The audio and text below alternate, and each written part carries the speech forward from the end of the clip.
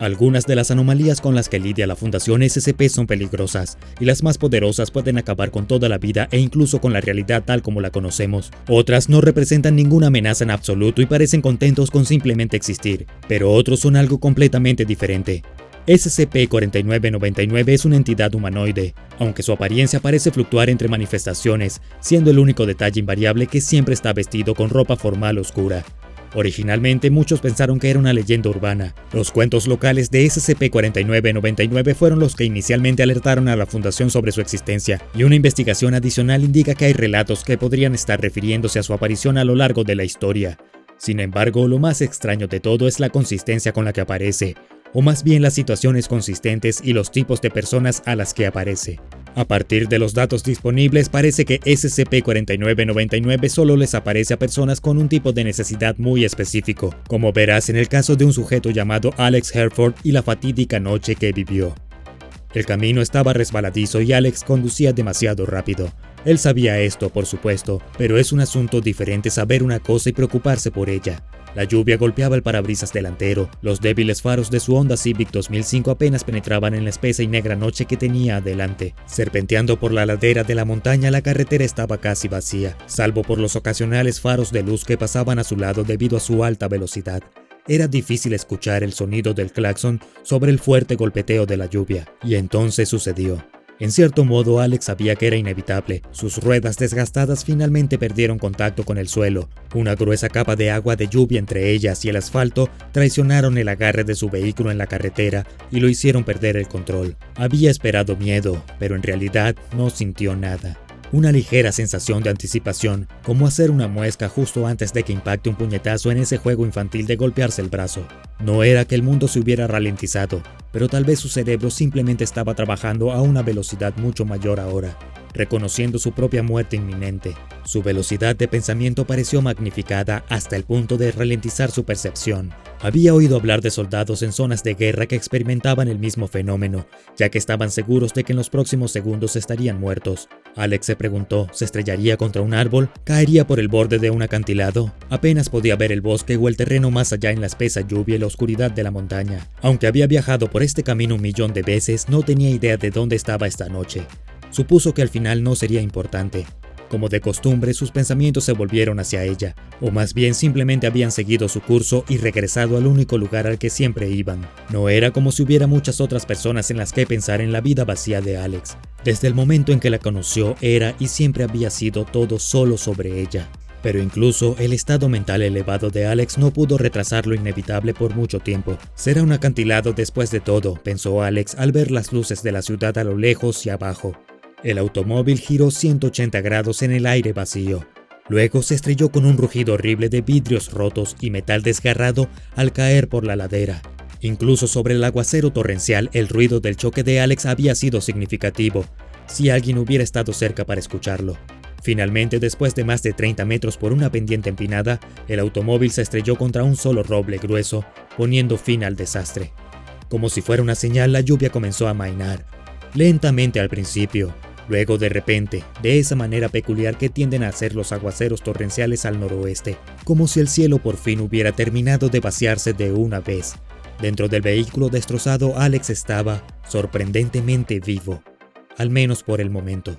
El despliegue de la bolsa de aire le había salvado la cara de lo peor, y el robusto marco de aluminio del vehículo había dado todo para proteger el cuerpo de Alex del choque cuesta abajo.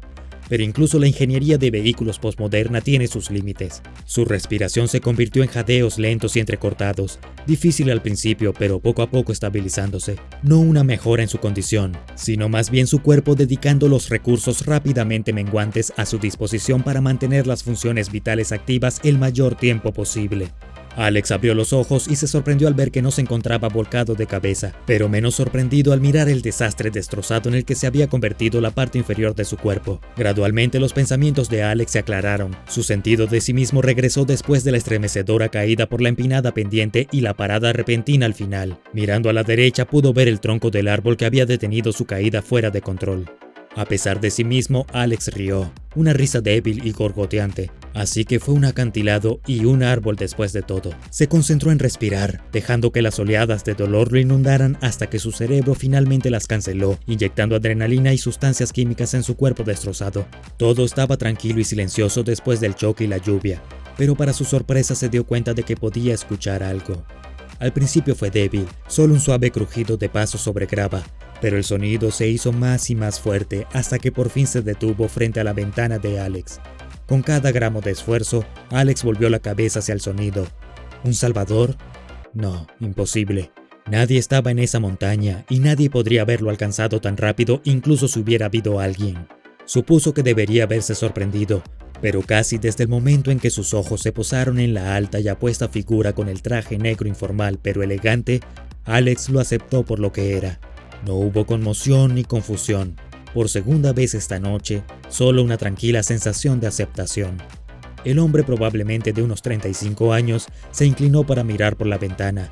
No dijo nada mientras observaba casualmente la extensión de las heridas de Alex.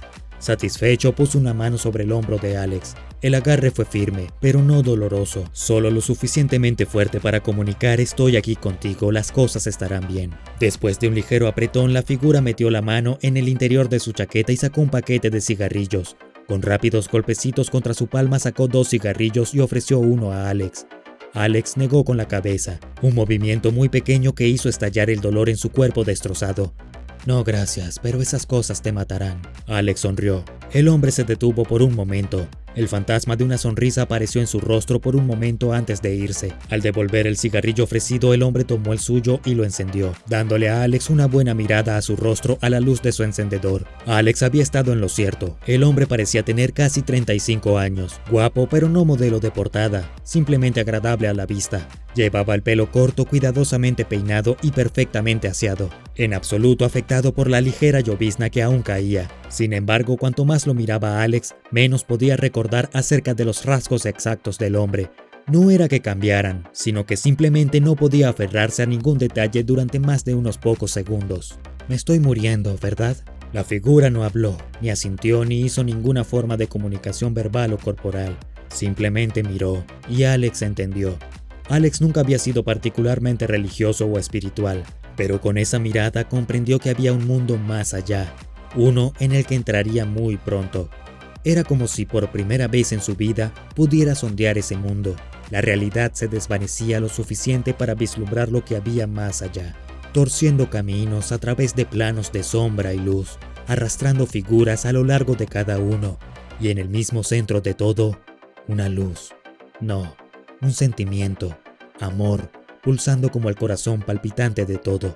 Los beatos tenían sus ángeles, los malvados sus demonios, pero todos los demás lo tenían a él, un guía, alguien que los cuide en el viaje final. Alex tosió, pronto terminaría. El hombre dio una calada a su cigarrillo y sacó un pañuelo de otro bolsillo oculto, limpiando con cuidado la sangre alrededor de la barbilla de Alex. Luego volvió a fumar silenciosamente. Su visión estaba empezando a oscurecerse en los bordes.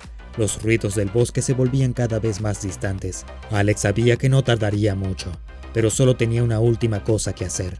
Como siempre supo que harían, sus pensamientos volvieron a ella aquí, en el final.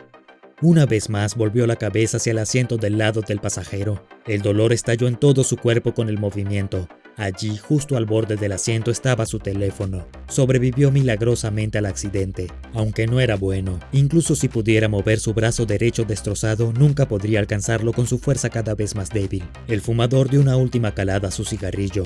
Lo apagó en el costado del vehículo y se guardó la colilla. Luego metió la mano por la ventana rota del lado del conductor. Alex percibió un ligero aroma de humo mezclado con una colonia irreconocible pero agradable.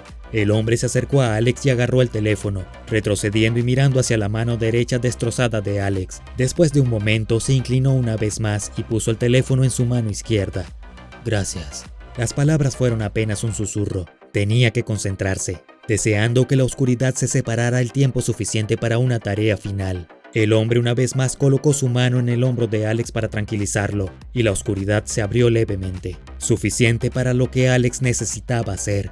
Usó torpemente el teléfono con la mano izquierda, apretando los dientes por el dolor de los dedos rotos. Abriendo un nuevo mensaje, recorrió sus contactos. G, H, I, J, finalmente K. Por fin encontró su nombre. Luego comenzó a escribir un mensaje. Todavía pienso en ti cada vez que llueve.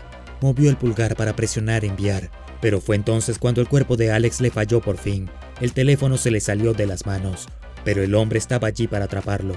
Moviéndose muy rápido, agarró el teléfono que caía y lo sostuvo con cuidado frente a Alex antes de presionar enviar. Sostuvo el teléfono allí para que Alex pudiera ver entre su visión que se desvanecía hasta que por fin, mensaje enviado, entrega exitosa.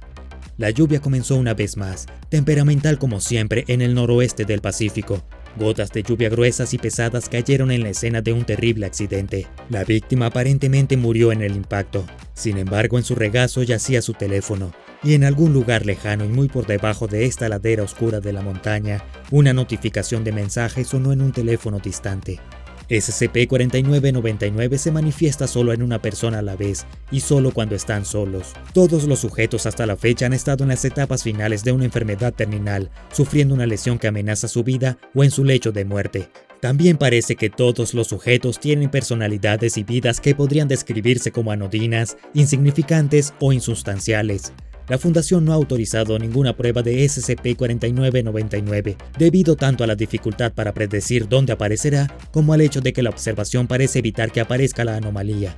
También existen preocupaciones éticas, ya que muchos en la Fundación sienten que SCP-4999 está brindando un servicio importante a la humanidad, incluso si es solo para aquellos en los márgenes de la sociedad, y se debate si esta debería ser una criatura anómala a la que se le permita continuar su existencia y su trabajo sin interferencias.